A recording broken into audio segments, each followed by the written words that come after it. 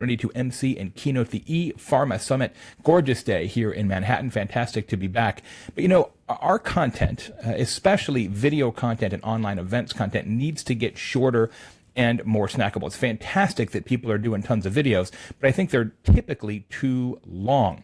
Research from our friends at Vidyard found that 56% of all the business videos created in the past year were 2 minutes or shorter. And that includes social video, Instagram, etc. But 56% were less than 2 minutes. Now, that's not because people are lazy or not because people can't create a longer video. In fact, I would say it's easier to create a longer video than a shorter one. The reason people are creating shorter videos is because it simply works better. How so? Research in the same report from Vidyard found that 53% of videos that are 90 seconds or shorter are watched all the way through. So more than half of your audience watches all the way through if the video is less than a minute and a half.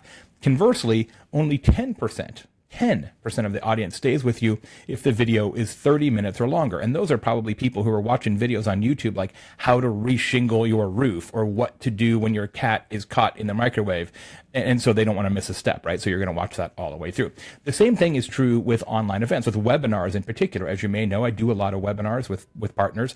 And of course, the typical webinar has always been 45 minutes or so with 10 to 15 minutes of Q&A. But that model is starting to fall apart because an hour is a really long time now in somebody's schedule. And it used to be quite common that 50 to 60% of the people who registered for a webinar would actually tune in live. Now that percentage is down to 10, 15, 20% at the best. And it's because A, an hour is a long time, and B, people feel like they can watch the replay later, although they rarely do. So what I've done this year with help from my team is create a new series called Webinines, which are webinars that are 9 minutes or shorter. And we've done 4 of them so far this year. And they've been fantastic. People tune in, they stay, they're engaged, they can get back into their day in just 10, 15 minutes by the time they tune in and tune out.